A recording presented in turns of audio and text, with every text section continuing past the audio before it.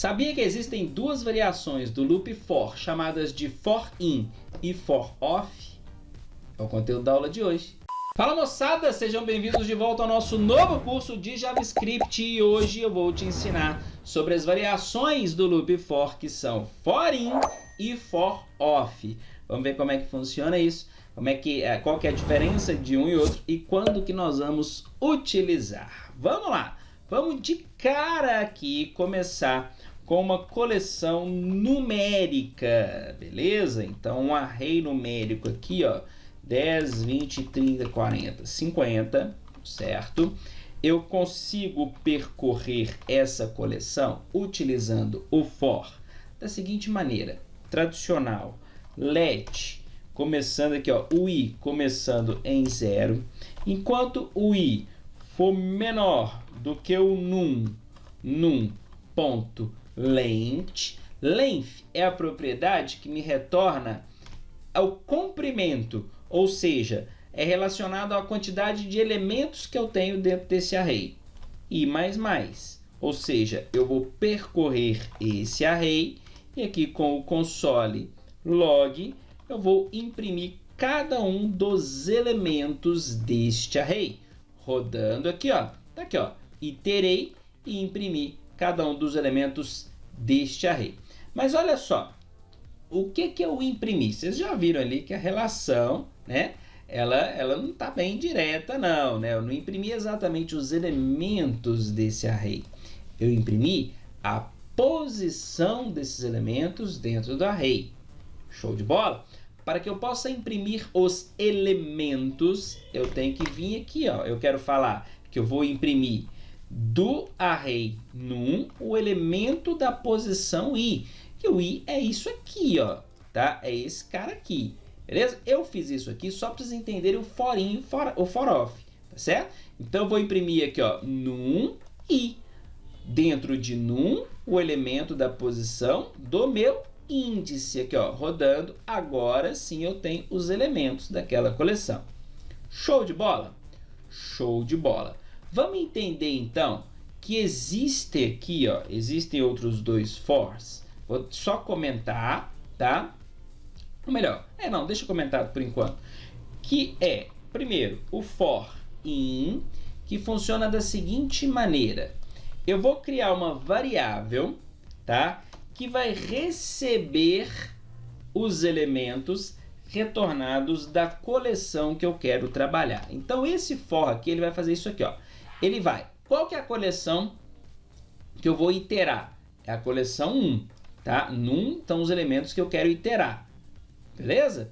E aí, eu quero percorrer e retornar esses elementos. Então, a cada elemento dessa coleção, ele vai colocar em num. Ou seja, se eu der um console log no i, eu vou imprimir o quê? Vamos ver? Olha aqui, ó. 0, 1, 2, 3, 4. Então, notem que esse for aqui, utilizando o for tradicional, é exatamente este for aqui, ó. Olha só. Tá vendo? Limpando, rodando de novo. Aqui, ó. 1, 2, 3, 4. 1, 2, 3, 4. Show? Mas eu quero imprimir os elementos da coleção. Então, o que eu vou fazer? Eu vou falar aqui, ó, que da coleção num, eu vou imprimir o elemento da posição n. A mesma coisa aqui, ó, da coleção num, eu vou imprimir os elementos da posição i, tá? Salvando, rodando, olha aqui, ó, percorri a coleção, imprimi os elementos. De novo, percorri a coleção e imprimir os elementos. Show? Bacana? Então, por padrão, o n tem a posição de cada um dos elementos. Diferente do for, que a gente chama for off. No for off, olha aqui, ó, eu vou tirar o num. Eu estou imprimindo o n. O for off, então, ele itera diretamente os elementos dentro da coleção. Notem aqui, ó, que os dois loops são iguais, tem exatamente o mesmo retorno, mas aqui eu consegui com for of, que vai dentro do elemento da coleção que ele está iterando. Então essa é que é a diferença do for in para o for of. Então aqui, ó, para a gente colocando um do lado do outro aqui, um do lado do outro, aonde eles vão imprimir o mesmo resultado. No for in, eu tenho que colocar ali, ó, a coleção e o n como índice dessa coleção. Então, esses dois fors aqui vão retornar exatamente a mesma coisa. No caso, se eu quiser pegar os elementos, eu vou usar for op, se eu quiser iterar os elementos. Se eu quiser pegar as posições, eu vou utilizar o for in. E tem situações também diferentes quando eu estiver trabalhando com coleções de elementos. Então, vamos à seguinte situação. Console não, vamos criar aqui, ó, const objs, que a gente vem trabalhando, né? Document get elements by tag name. E aí eu vou pegar todos os elementos que são div lá da minha página. Aqui, ó, tô com aquela mesma estrutura de página. Vou fechar aqui agora, tá? Porque nós vamos para o browser. Então aqui, ó, mesmos elementos, tá vendo? As mesmas 3 divs ali. Isso significa que dentro de objs eu tenho os elementos div. Se eu usar aqui, ó, agora eu vou trocar for of o, eu quero a minha variável, pode ser n? Pode, essa variável aqui não tem problema. Só que agora eu quero iterar objs e aí imprimir o O. Vamos fazer isso no in e no off para a gente ver a diferença, porque vai dar diferença, tá? Vai dar diferença aqui, ó. Console log, ó, salvando e executando. Olha aqui, ó, tá vendo? Com o for of, ele me retornou os elementos que eu tenho na minha coleção. Com o for in, eu retornei a posição dos elementos dentro da coleção. Aqui, ó, tudo aqui é do for in, tá certo? Então, se eu quiser iterar os elementos, se eu quiser trocar, por exemplo, o valor desses elementos com o inner HTML, com o for of, é só a gente colocar aqui, ó, inner HTML, e vou trocar todos os textos para curso, beleza? Salva, atualiza, olha lá, todos os textos para curso. Show de bola? E aí, nesse for aqui, no for in, eu quero imprimir o valor que está nesses camaradas. Como que eu vou fazer isso? Aqui eu preciso ir lá no meu objs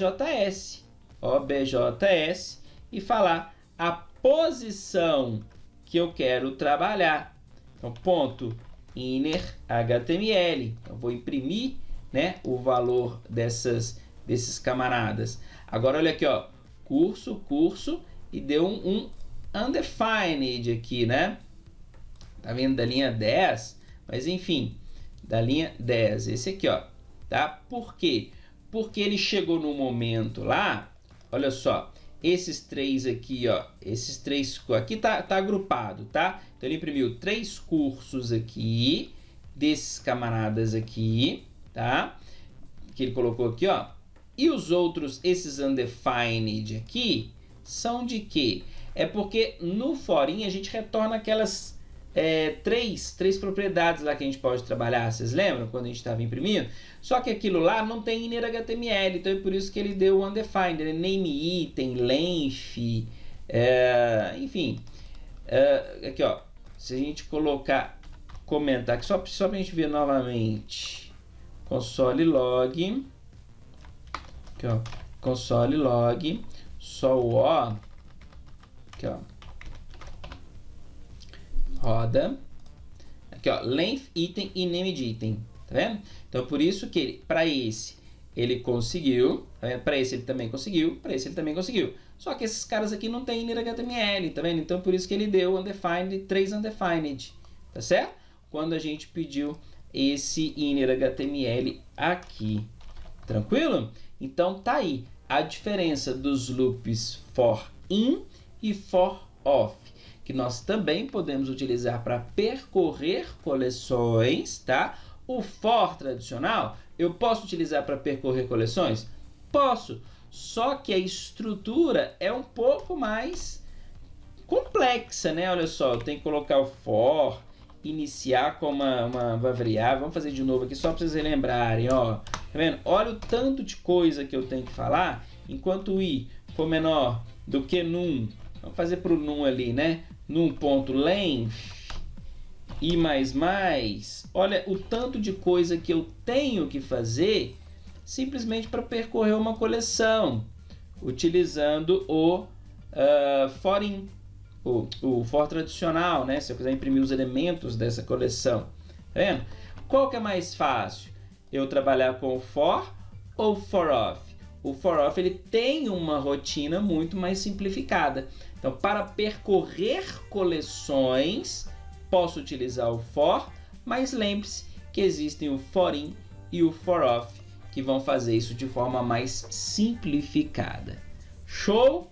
Esse foi o conteúdo da aula de hoje. Espero que vocês tenham gostado. Quem não é inscrito, se inscreva, ativa o sininho e clica no joinha. Espero na próxima aula, hein? Um forte abraço e tchau, tchau.